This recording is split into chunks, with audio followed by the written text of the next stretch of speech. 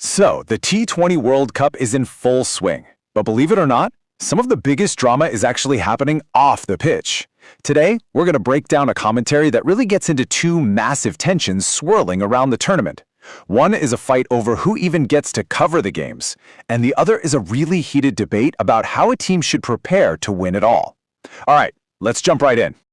And that really gets to the heart of our first topic. I mean, think about it. When you have a global event this big, who's actually in charge of the narrative? Who gets to shape how we all see it? A huge controversy over media access just recently threw this question into the spotlight, and it got pretty intense. So here's how we're going to tackle this. First, we'll get into that media spat and the pretty serious allegations of a power imbalance in world cricket that came out of it.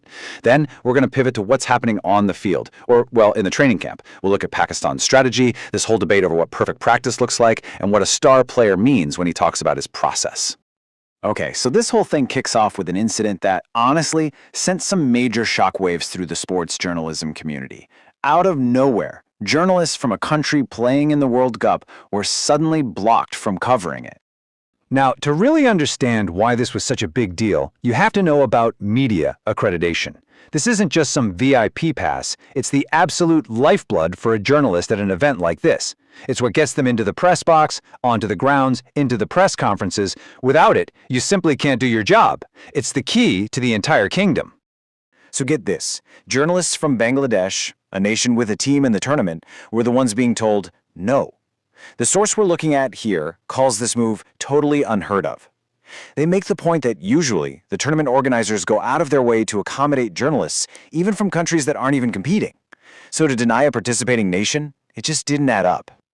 And you know, this didn't just get chalked up to some administrative error. Oh no, this incident pretty quickly snowballed into a much bigger, much more explosive conversation about who's really calling the shots in world cricket. And here's where the story takes a sharp turn. The source we're analyzing makes a really heavy allegation that the ICC, that's the International Cricket Council, the official governing body, wasn't making this decision on its own. The claim is that they were being directly influenced by the Board of Control for Cricket in India, the BCCI, which is, a massive powerhouse in the sport. To really drive home just how deep this feeling of influence goes, the source narrator used this incredibly powerful metaphor. They're basically saying that the BCCI's influence inside the ICC is so total that you can't even tell them apart anymore. I mean, that's a seriously strong statement. As you can imagine, a story like this did not stay quiet. The media world moved fast. Once major outlets in Australia and England got a hold of it, the public pressure just mounted and mounted until it was basically impossible to ignore. And what happened? Within just 3 days, the ICC completely reversed course. It was a pretty stunning example of what can happen when the media bands together. All right, let's switch gears. We've talked about the off-field battles, but the source commentary we're covering also dives deep into what's happening on the field, or more accurately, before they even get to the field. It takes a really critical look at the Pakistan team's preparation strategy and asks some tough questions about whether they're actually ready to compete. So, first up, the location of their training camp. The team was in Lahore, where it's cool, maybe a little rainy. Meanwhile, the tournament is happening in Sri Lanka, where it's hot and humid, all the time. The narrator's point is pretty simple. How can you possibly prepare for tropical conditions when you're training in a completely different climate? They argued that a coastal city like Karachi would have made way more sense. And that whole location debate leads into an even bigger one about the how of practicing. What's the best way to get a team of elite athletes ready? Do you stick to the old school drills, or do you try something more dynamic? The source narrator definitely has a strong take on this one. So to get this, we need to know what a scenario match is. This is not your average practice game. It's a super structured session where coaches literally invent high-pressure situations. Like, okay, you need 40 runs off the last 3 overs. Go. And here's the cool part. Batters can get multiple chances, even if they get out, so they can really work on handling those clutch moments. So which way is better? Well, according to the source, it's not even close. The argument is that these standard training camps can get super repetitive, kind of boring, and they just don't challenge guys who are already at the top of their game.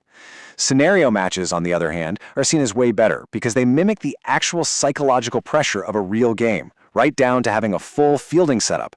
It's about as real as it gets without being the real thing. Okay, and for our final topic, the commentary really zooms in on one specific player and some comments he made to the media. It sparks this whole debate about the difference between talking the talk and walking the walk. So you've got this quote from star player Shadab Khan where he's super clear about his role. He says, "I'm a bowling all-rounder." He knows his main job is to bowl, and if he doesn't perform with the ball, he's out. Simple as that. And the source narrator, they totally agree. No argument there. But here's where the friction starts. Shadab was asked about a teammate who was in a slump, and he defended the guy by saying, look, even though the results aren't there, his process is correct. And that one little word, process, is what the entire critique hinges on. And here's the narrator's whole counter-argument, laid out. They contend that for senior players struggling with form, the process for getting back on track should be going and playing domestic cricket to prove yourself. But then they allege that Shadab himself skipped those domestic games to go play in a big money league in Australia.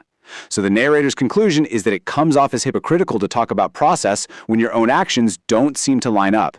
The real sting, though, is the idea that it sets a bad example for all the younger players looking up to him. So, after all that, we're left with this thought. We've seen these accreditation fights that shake up the sport's power structures, and these intense debates over the right way to prepare and lead. And it really makes you wonder, doesn't it?